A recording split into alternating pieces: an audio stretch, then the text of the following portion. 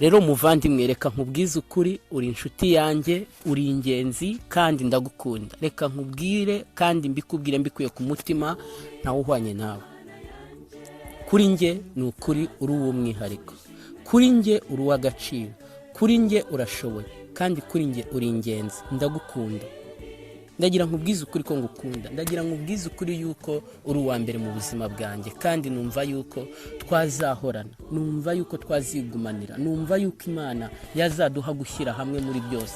Mora nkwifuriza kuzagira iherezo ryiza, mora nkwifuriza kuzahaha, kuzaronka, kuzahirwa mu mibereho yawe. Ariko ikiruta byose, icyo nkwifuriza kirenze ibindi byose, reka nkubwire nshuti yanjye, nkwifuriza kuzagira iherezo ryiza, kuzabona ubwami bwo mu ijuru, kuzabona Imana mu maso, kuzahoberana na Yesu. Ibyo nibyo nkwifuriza.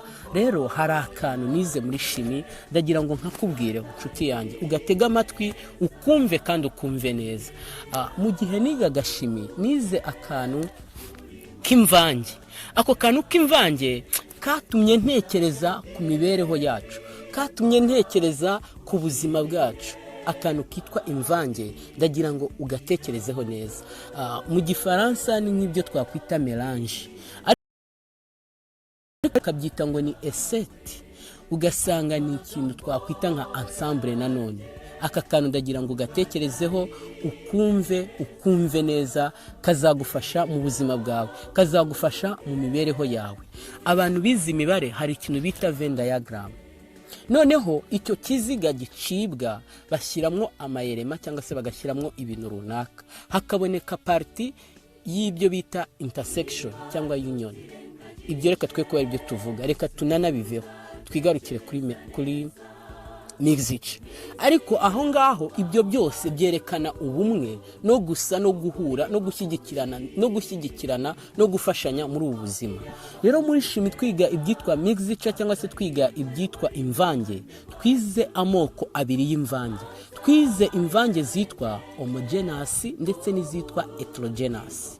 Imvange zitwa homogeneous ni imvange nakubwira ngo uzitekerezeho neza.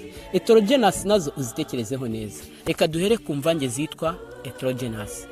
Imvange zitwa heterogeneous ni imvange ushobora kuvanga, ku buryo ushobora gufata ibintu bitanu ukabivanga, ariko ukaba wabasha kubona agaciro k'ikintu wari wavanze n'ikindi uko kari, kandi cya kintu ukakibona uko kiri, nta kintu gihindutseho. Tega amatwi wumve. Uramutse ufashe inete z'amasaka n'iz'ibigori n'iz'ibishyimbo n'iz'umuceri ukabivanga, wamara kubivanga ukagenda aho wabivangiye ukabyitegereza, inete y'umuceri wayikuramo, y'amasaka wayikuramo, y'ibishyimbo wayikuramo, n'ibigori wagenza gute wayikuramo. Iyo si imvange.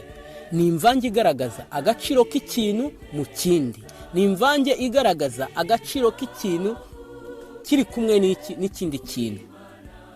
Buriya iyo abantu bari kumwe bagaragara neza bitewe nabo bagenje gute bari kumwe nabo. Iyo abantu bari mu itsinda baragaragara, kandi buri wese ukabona imico ye mu y'abandi, ukabasha kumutandukanya n'abandi mu buryo bwihuse. Ariko umuntu iyo ari wenyine ntushobora kumumenya, ntushobora kumusobanukirwa, ntushobora kumenya ese ni muntu ki. Buriya tugira agaciro iyo turi kumwe n'abandi. Niyo mpamvu uri inshuti yanjye, niyo mpamvu uri ingenzi. Ariko hari n'igihe duta agaciro mu bandi, hari n'igihe tubura agaciro kacu bitewe nabo turi kumwe. Zirikana inshuti ufite. Ngewe nzirikana yuko ari wowe inshuti yanjye y'ingenzi kandi ndagukunda. Noneho reka tuze kuri ya mvange yindi yitwa homogeneous. Iyi mvange yo iteye ubwoba.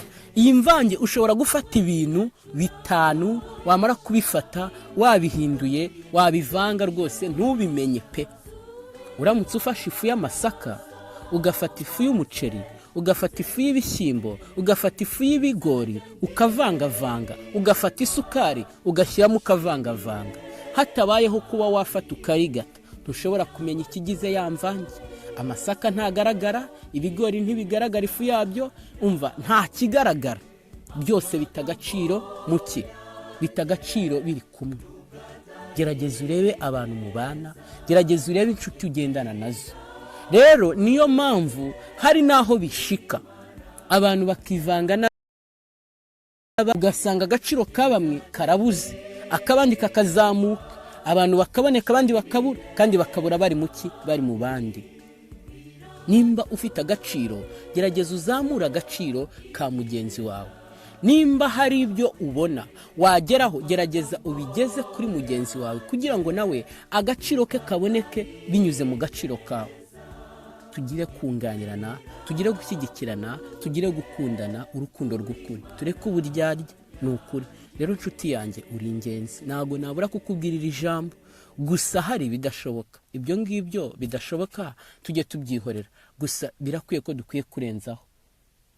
Ukambabarira nka kubabarira, naba nagukoshereje ni ukuri ukambabarira, naza ngusaba imbabazi ukanyihanganira, ukumva ko ndi umuntu bitazongera. Bamahoro, ndagukunda, uri inshuti nyanshuti, nkwifuriza ibyiza gusa kuko ari byo ukwiye kubahwa. Reka nkwisabire, menya yuko urukundo rudasabwa ahubwo rutangwa. Ibuka kugira neza, ibuka gutanga ibyiza, kuko ibyo byose nuramuka ubikoze uko bizakugarukira. Erega burya ibiganza bihirwa ntabwo ari bya biganza byakira, ahubwo ni bya biganza bitanga. Nukora uko nguko uzaba mu mahoro, uzatuza, uzatekana. Nugira uwugirira neza, uzahora nawe ugirirwa ineza. Gira neza wigendere, turi mu isi kandi Yesu akugirire neza. Ndagukunda.